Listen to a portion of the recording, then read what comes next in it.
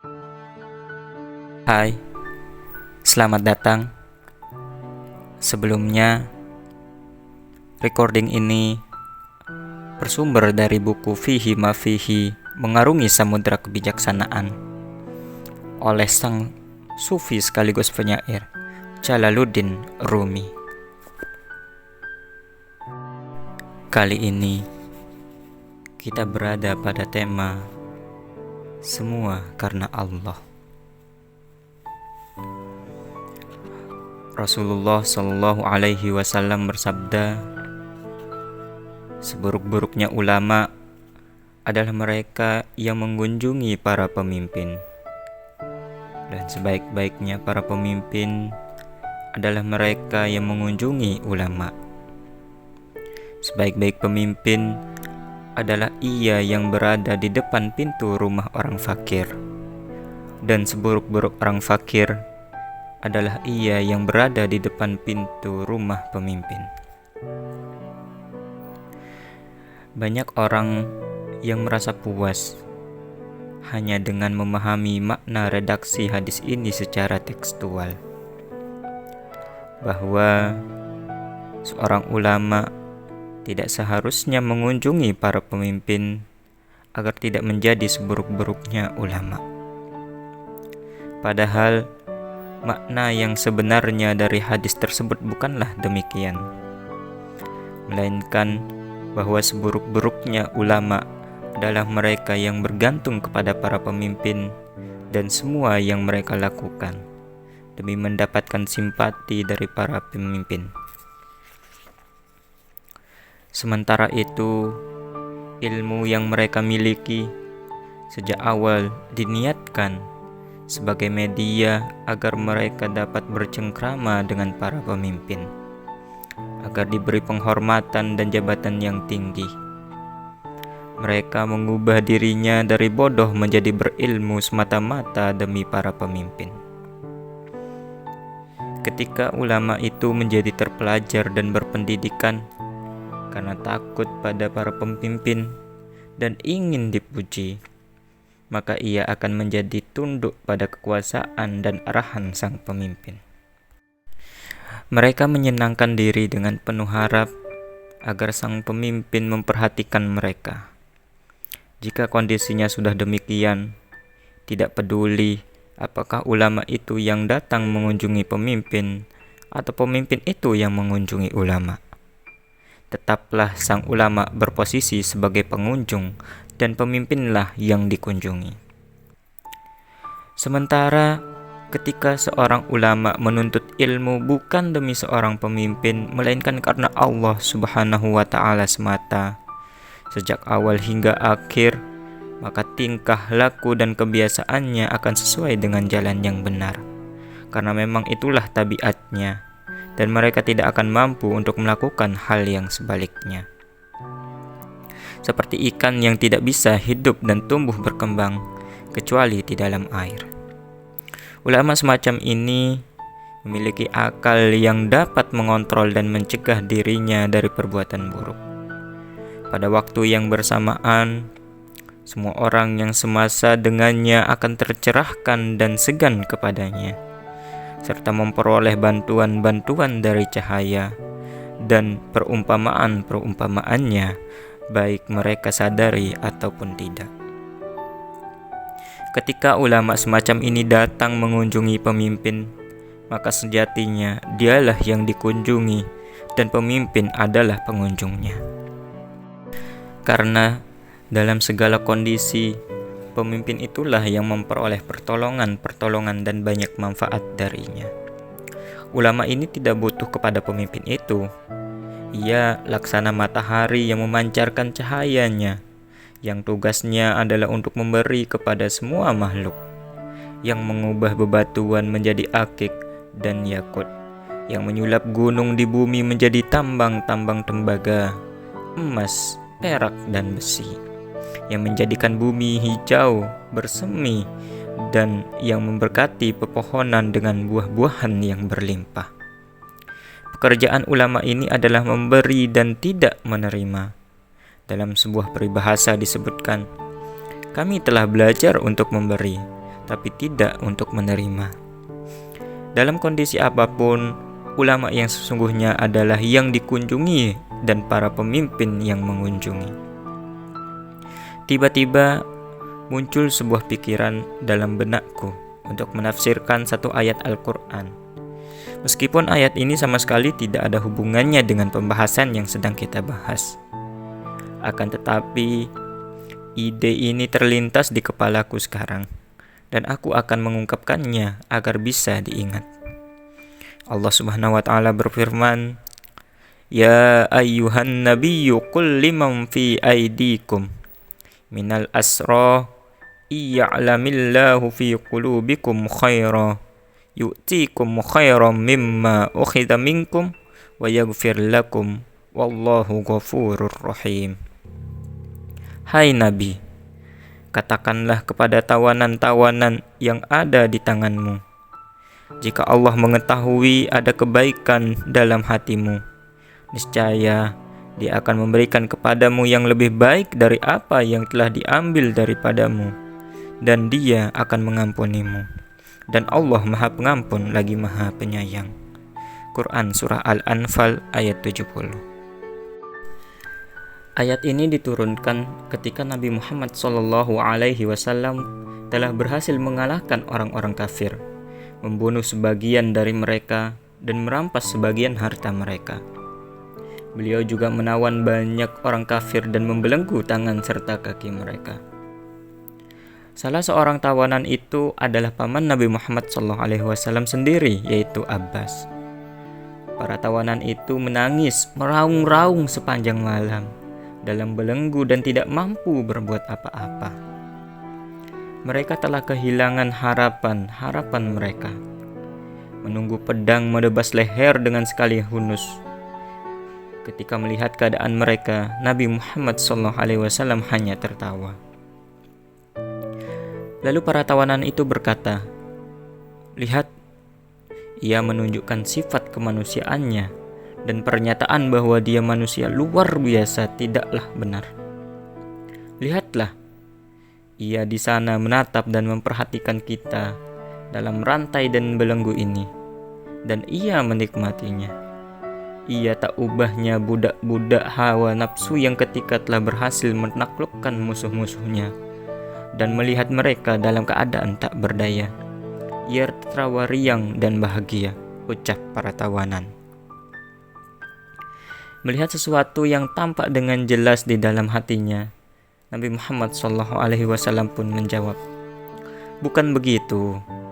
Aku tidak akan pernah tertawa melihat musuh-musuhku yang telah takluk di hadapanku, atau melihat mereka tak berdaya dan hina. Aku senang, bahkan tertawa karena aku melihat dengan mata hatiku. Aku mengajak dan menarik-narik sejumlah orang dengan sepenuh tenaga, dengan belenggu, dengan rantai, keluar dari kepulauan asap neraka jahanam yang hitam dan kelam menuju surga, menuju keridhaan Allah dan musim semi yang abadi. Akan tetapi justru mereka terus mengeluh dan menangis meraung-raung, sembari berkata, 'Mengapa kau menyeret kami dari tempat kebinasaan ini menuju teman-teman bunga dan tempat yang paling aman?' Itulah mengapa aku tertawa. Meski demikian, karena kalian tidak dianugerahi kemampuan untuk melihat apa yang aku lihat dan tidak memahami apa yang baru saja aku katakan. Allah memerintahkanku untuk menyampaikan ini kepadamu. Pada mulanya, kalian susun kekuatan, membentuk para tentara, membuat formasi kemiliteran. Kalian belenggu begitu percaya diri dengan kejantanan, keberanian dan kekuatan yang kalian miliki. Lalu berkata pada diri sendiri, inilah yang akan kami lakukan. Kami akan hancurkan orang-orang Islam dan menaklukkan mereka. Tapi kalian tidak melihat keberadaan yang maha kuasa, yang jauh lebih berkuasa dari kalian.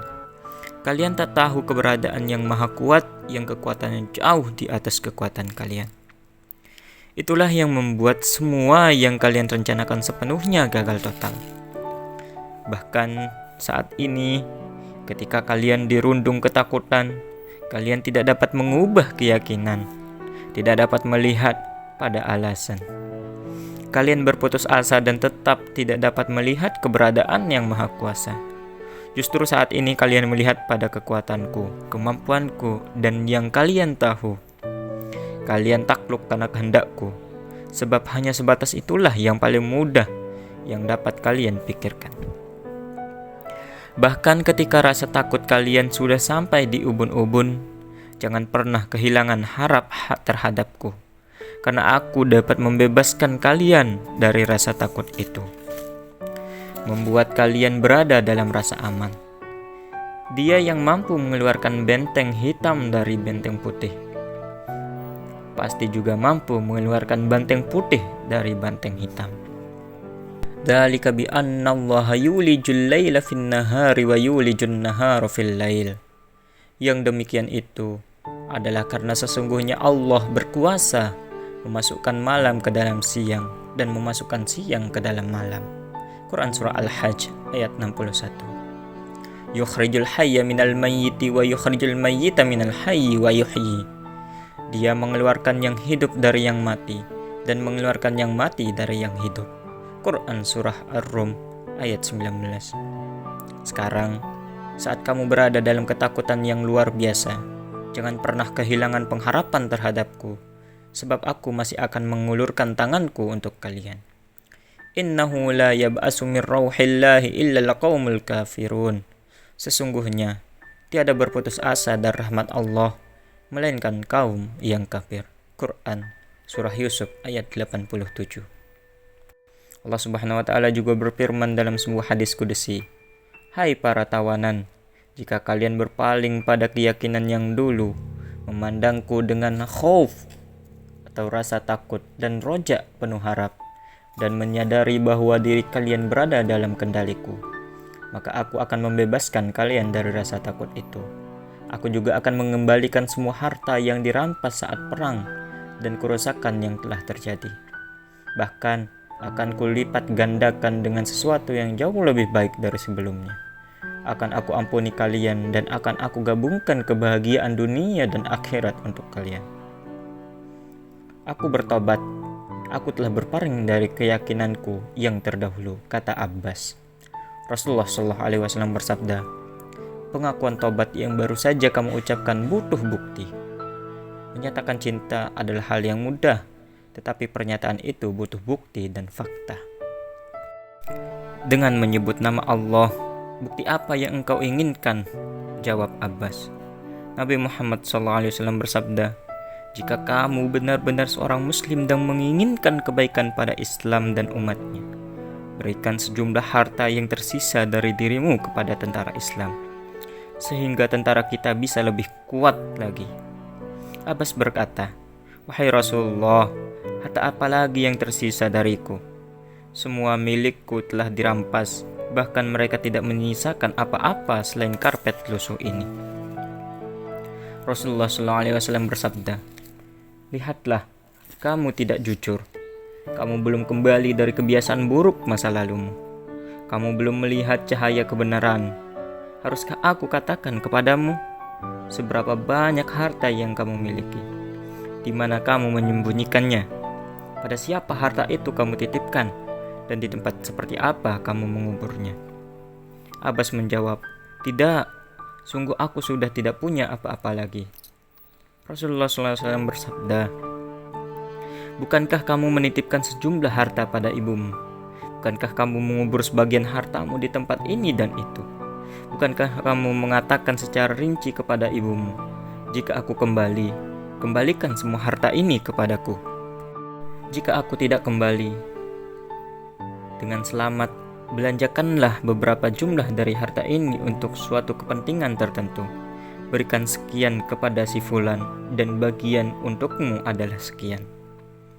Ketika Abbas mendengar hal itu, mengangkat jemarinya dengan penuh keimanan, ia berkata, "Ya Rasulullah, dahulu aku selalu yakin bahwa dirimu mewarisi nasib baik bagi para raja terdahulu seperti Haman, Shaddad, Namrud, dan yang lainnya. Tetapi setelah engkau mengatakan hal-hal tadi, aku langsung percaya dan yakin bahwa yang baru saja engkau katakan adalah rahasia Allah. Nabi Muhammad menjawab, "Kau benar. Kali ini aku mendengar gemertak keraguan di dalam hatimu, yang gemanya terdengar dalam ruang di telingaku. Aku memiliki telinga yang tersembunyi di balik jiwaku yang terdalam.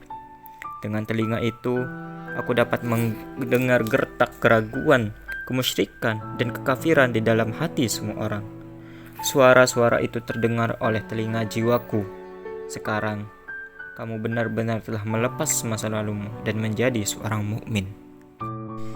Dalam menafsirkan cerita di atas, Maulana Rumi berkata, "Aku menceritakan kisah ini kepada Amir Barwanah karena satu sebab, yaitu ketika pertama kali kamu menjadi prajurit tentara Islam, kamu berkata, 'Aku akan menjadikan diriku sebagai tebusan. Aku akan korbankan akal dan pikiranku demi berdirinya agama Islam dan langgengnya banyak orang Islam, agar agama ini terus menjadi aman dan kuat.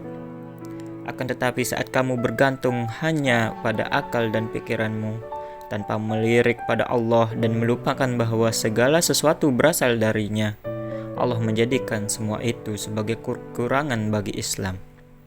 Kamu mengadakan kesepakatan dengan kaum kafir, kaum Tartar. Kamu sediakan perlindungan untuk mereka. Kamu musnahkan orang-orang Suriah dan Mesir, yang pada akhirnya kamu menghancurkan Islam. Allah justru menjadikan akal dan usaha yang kamu banggakan dan kamu harapkan sebagai jalan untuk melanggengkan Islam menjadi sebuah penghancur yang membabi buta. Oleh karenanya, tengadahkan wajahmu ke hadapan Allah dan khauf. Percayalah bahwa Allah akan segera melepaskanmu dari belenggu rasa takut yang buruk ini. Dan jangan pernah kehilangan pengharapan kepadanya, meski ia melemparmu dari berbagai bentuk ketaatan ke dalam kubangan maksiat ini. Kamu melihat ketaatan itu berasal darimu, maka jatuhlah dirimu ke dalam kemaksiatan. Sekarang, meski kamu bernodakan maksiat, pengharapan itu jangan pernah menghilang. Mengemislah kepadanya, karena Allah itu Maha Kuasa. Dia telah menampakkan kepadamu ketaatan dari kemaksiatan itu, dan Dia juga kuasa untuk melakukan yang sebaliknya. Ia mampu menganugerahimu penyesalan yang mendalam karena dosa yang telah kamu perbuat, dan mempersiapkanmu beberapa alasan agar kamu kembali bisa berbuat sesuatu untuk umat Islam dan menjadi kekuatan bagi mereka. Maka jangan pernah hilangkan pengharapan itu, sebab sesungguhnya tiada berputus asa dari rahmat Allah, melainkan kaum yang kafir. Quran Surah Yusuf ayat 87. Tujuanku untuk memberikan pemahaman ini kepada Amir adalah agar ia percaya dan mau mengemis di hadapannya. Ia telah mengalami degradasi dari puncak kejayaan ke dalam lembah yang curam. Sehingga dalam kondisi seperti ini, aku berharap ia masih memiliki harapan. Allah Subhanahu wa Ta'ala itu Maha cerdas. Dia menunjukkan sesuatu dalam bentuk yang baik, tapi di dalamnya luar biasa busuk. Bukan demi apa-apa, melainkan agar manusia tidak mudah tertipu. Hingga akhirnya ia mengerti dan berkata, "Ide dan perbuatan yang baik tampak di hadapanku." Seandainya semua yang ada di dunia ini tampak sebagaimana adanya, maka Nabi Muhammad SAW yang diberkahi dengan mata yang cemerlang dan tembus pandang tidak akan menangis. Ya Allah, tunjukkan padaku segala sesuatu sebagaimana adanya. Engkau memperlihatkan sesuatu yang sangat indah, tapi ternyata sangat buruk. Engkau menunjukkan sesuatu sangat buruk, tapi sesungguhnya ia begitu indah. Oleh karena itu, tunjukkan padaku segala sesuatu sebagaimana adanya, agar aku tak jatuh dalam jurang kemusyrikan dan terus tersesat. Sebagus dan secemerlang apapun buah pikiranmu, tidak akan lebih hebat dari buah pikiran sang Nabi. Jadi jangan terlalu mengandalkan akal dan pikiran. Jadilah orang yang terus mengemis dan takut di hadapan Allah Subhanahu wa Ta'ala. Tujuanku hanya menyampaikan hal ini. Barwanah menggunakan ayat dan tafsir seperti yang dijelaskan tadi, sesuai dengan kehendak dan buah pikirannya, dengan berkata, "Saat ini kita memiliki bala tentara yang melimpah ruah, tetapi tidak seharusnya kita lantas mengandalkan mereka. Saat kita begitu terpuruk, dirundung rasa takut dan berada dalam ketidakberdayaan, juga jangan sampai kita kehilangan harapan. Barwanah menggunakan ucapanku sesuai dengan kehendaknya. Inilah tujuanku menyampaikan hal itu. Jalaluddin Rumi.